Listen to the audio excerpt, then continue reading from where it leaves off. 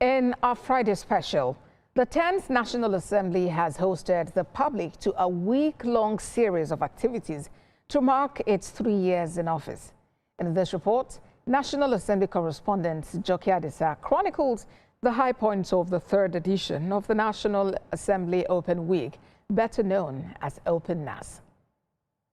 In July 2018, the National Assembly held its first Open NAS, an initiative aimed at promoting legislative transparency and citizen participation in parliamentary activities.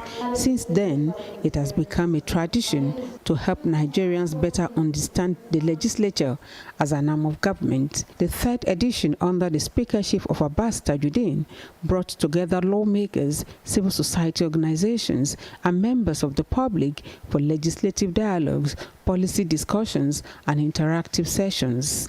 The leadership challenged citizens to understand parliamentary activities better and participate more so they can speak about the parliament from an informed point of view. The distance between parliament and the people should never again be measured in walls or gates, but only in the willingness of citizens to walk through those doors and join us in crafting legislations for the survival of our nation. And sound lawmaking demands that we strengthen the mandate of the institutions we already have and reduce the cost of governance.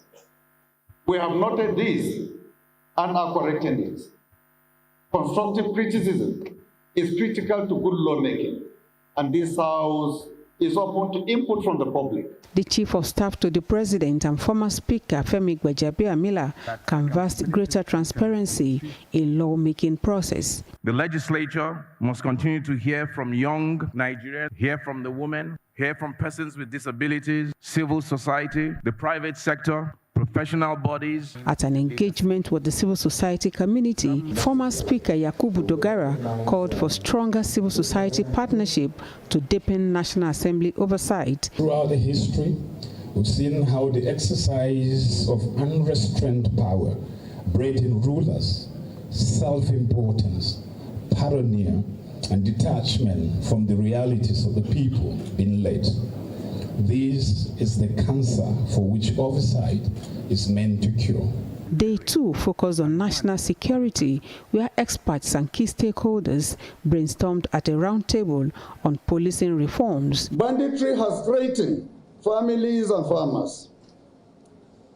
Kidnappers have plagued our highways. Disputes between farmers and herders have resulted in deadly clashes. Fear has overtaken our schools. These are local problems, and they need local knowledge, local presence, and local accountability. State governors also shared their perspectives on the move to create state police. Properly designed, it will deepen our federal system, strengthen internal security, and bring policing closer to the people. Improperly designed, however, it could create institutional friction and undermine public confidence. Our responsibility is therefore not simply to endorse state police, but to build an architecture capable of serving generations of Nigerians.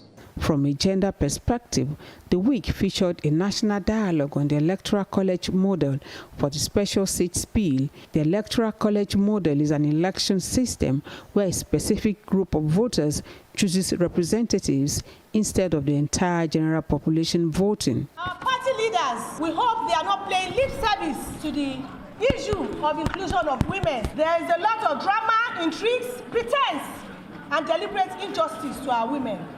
Progress has been very slow, like none, and women remain underrepresented in elective offices. Do send a message to our elected members in the Senate and the House that if this bill does not pass, the 10th Assembly's legacy will be a serious question. The business of growth, legislative priorities for investment, competitiveness and economic transformation kick-started activities on day 3. The House wrapped up the activities with a youth town hall where young Nigerians shared a pathway to improved inclusion and excellence. The 10th National Assembly is in the last lap of its 4-year tenure, and the Open NAS has become a platform to showcase its achievements. Social and development partners have said it directly that the passage of critical bills, such as the reserved seats for women bill, will determine how history remembers the 10th National Assembly.